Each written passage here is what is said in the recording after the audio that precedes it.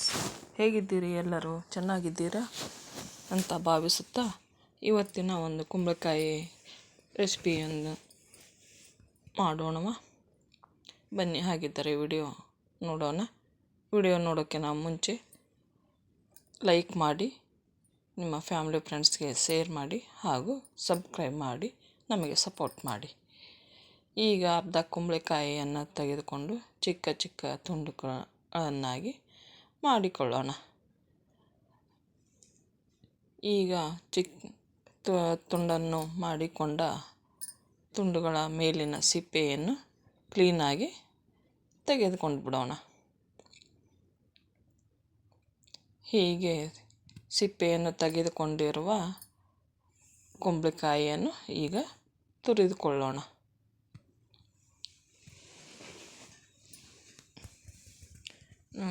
ತುರಿದು ಮಣಿಯನ್ನು ತಗೊಂಡು ಹೀಗೆ ತುರಿದುಕೊಳ್ಳಬೇಕು. ಹೀಗೆ ತುರಿದುಕೊಂಡಂಥ ತುರಿಯನ್ನು ಅಳತೆ ಮಾಡಿಕೊಳ್ಳಬೇಕು. ಮಾಡಿಕೊಂಡು ಇದಕ್ಕೆ ಬೆಲ್ಲವನ್ನು ಎಷ್ಟು ಹಾಕಬೇಕು ಅಂತ ನಮಗೆ ಗೊತ್ತಾಗುತ್ತೆ. ಬೆಲ್ಲವನ್ನು ಸೇರಿಸಲು ಅನುಕೂಲ ಕೂಡ ಆಗುತ್ತೆ.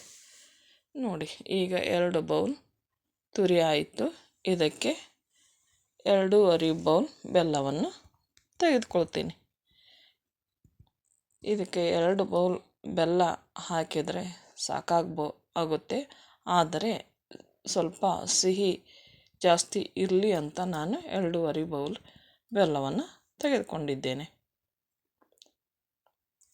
ಏಕೆಂದರೆ ಗಾರಿಗೆಯನ್ನು ನಾವು ಸ್ವಲ್ಪ ಒಂದು ವಾರ ಆಗಲಿ ಅಥವಾ 10-15 ದಿನಗಳವರೆಗೆ ನಾವು ಇಟ್ಕೊಳ್ತೀವಲ್ವ, ಆಗ ಸ್ವಲ್ಪ ಸಿಹಿ ಕಡಿಮೆ ಆಗುತ್ತೆ.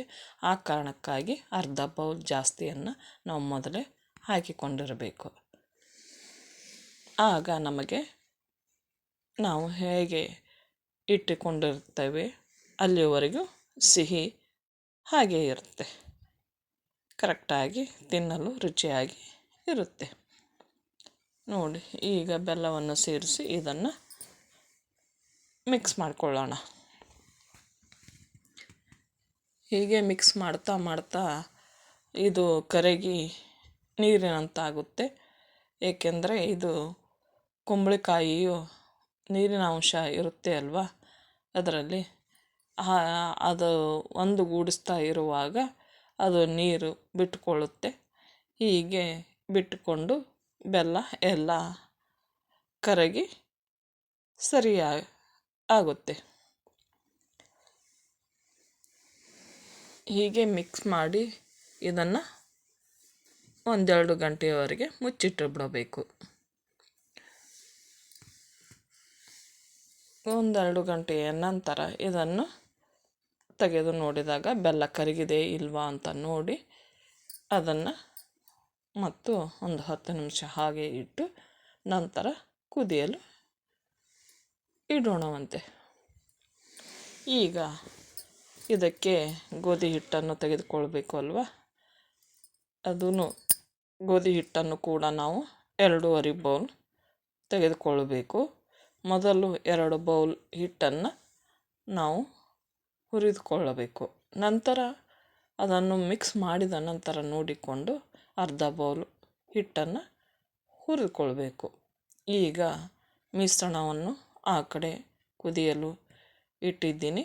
ಈಗ ಇದನ್ನು 1 ಬೌಲ್ ಹಿಟ್ಟಿಗೆ 1-2 ಸ್ಪೂನ್ ತುಪ್ಪವನ್ನು ಹಾಕಿ ನಾನು ಲೋ ಫ್ಲೇಮಿನಲ್ಲಿ ಇಟ್ಟು ಇದನ್ನು ಹದವಾಗಿ ಹುರಿದುಕೊಳ್ತಾ ಇದ್ದೀನಿ.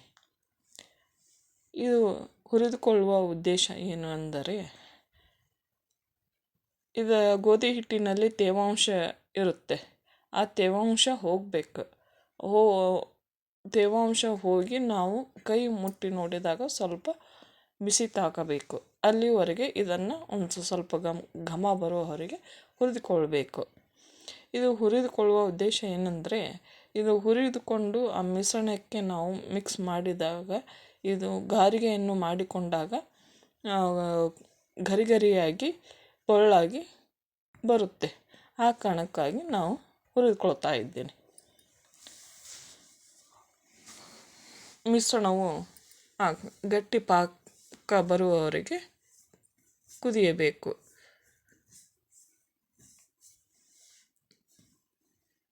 ಹೀಗೆ ಸ್ವಲ್ಪ ಹೊತ್ತಿನವರೆಗೆ ಹುರಿದುಕೊಂಡು ಅದನ್ನು ಒಂದು ತಟ್ಟೆಗೆ ಹಾಕಿಕೊಳ್ತಾ ಇದ್ದೀನಿ. ಈಗ ಮತ್ತೊಂದು ಬೌಲ್ ಗೋಧಿ ಹಿಟ್ಟನ್ನು ತೆಗೆದುಕೊಂಡು ಒಂದೆರಡು ಸ್ಪೂನ್ ತುಪ್ಪವನ್ನು ಹಾಕಿ ಮತ್ತೆ ಅದೇ ಕ್ರಮದಲ್ಲಿ ನಾನು ಹುರಿದುಕೊಳ್ತಾ ಇದ್ದೀನಿ. ಈ ಕುಂಬಳಕಾಯಿ ಗಾರಿಗೆಯು ತಿನ್ನಲು ತುಂಬ ರುಚಿಯಾಗಿರುತ್ತೆ ಮತ್ತು ಇದರ ಪೋಷಕಾಂಶಗಳು ತುಂಬ ಹೇರಳವಾಗಿರುತ್ತವೆ. ಇದರಲ್ಲಿ ಇರುವ ಪೊಟ್ಯಾಷಿಯಂ, ಮ್ಯಾಗ್ನೇಷಿಯಂ ಹಾಗೂ ನ್ಯೂಟ್ರಿಯಸ್ ಕಂಟೆಂಟ್ ತುಂಬ ಹೇರಳವಾಗಿ ಇರುತ್ತೆ. ಇದನ್ನು ನಾವು ಉಪಯೋಗಿಸಿಕೊಳ್ಳಬೇಕು. ಆರೋಗ್ಯಕ್ಕೆ ತುಂಬ ಒಳ್ಳೆಯದು. ಈ ಕುಂಬಳಕಾಯಿಯನ್ನು ಬರೀ ಗಾರಿಗೆಯನ್ನು ಅಷ್ಟೇ ಅಲ್ಲ, ಇದರಿಂದ ಪಲ್ಯ, ಪಾಯಸ ಹಾಗೂ ಹೋಳಿಗೆ ಮತ್ತು ಸೂಪ್ ಮತ್ತು ಇನ್ನು ಹಲವಾರು ತಿಂಡಿಗಳನ್ನು ನಾವು ಮಾಡಿಕೊಳ್ಳಬಹುದು. ನೋಡಿ, ಈಗ ಹುರಿದ ಹಿಟ್ಟನ್ನು ಸ್ವಲ್ಪ ಸ್ವಲ್ಪವಾಗಿ ಹಾಕಿಕೊಂಡು ನಾನು ಮಿಶ್ರಣವನ್ನು ಮಿಕ್ಸ್ ಮಾಡಿಕೊಳ್ತಾ ಇದ್ದೀನಿ. ಹೀಗೆ ಮಿಕ್ಸ್ ಮಾಡಿಕೊಂಡು ಇದನ್ನು 2 ಬೌಲ್ ಹಿಟ್ಟು ಇದಕ್ಕೆ ಸಾಕಾಗುತ್ತಾ ಇಲ್ವಾ ಅಂತ ನೋಡಿಕೊಳ್ಳಬೇಕು. ಇದು ಹಿಟ್ಟು ಇಷ್ಟೇ 2 ಬೌಲ್ ಸಾಕಾಗದಿದ್ದರೆ ಇನ್ನೂ ಅರ್ಧ ಬೌಲ್ ಹಿಟ್ಟು ಇದೆ ಅಲ್ವಾ, ಅದನ್ನು ಕೂಡ ನಾವು ತುಪ್ಪ ಹಾಕಿ ಹುರಿದುಕೊಂಡು ಇದಕ್ಕೆ ಮಿಕ್ಸ್ ಮಾಡಿಕೊಳ್ಬೇಕು.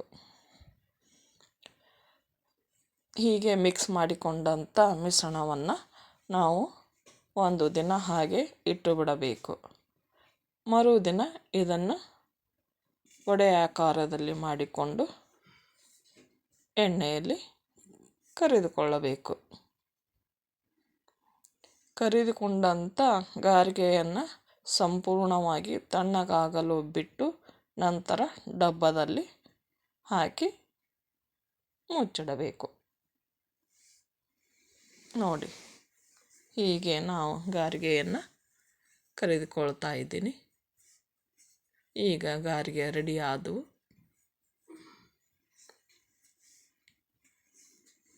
ನೋಡಿ, ಗಾರ್ಗೆ ರೆಡಿ ಆಯಿತು. ಬನ್ನಿ ಟೇಸ್ಟ್ ಮಾಡೋಣ.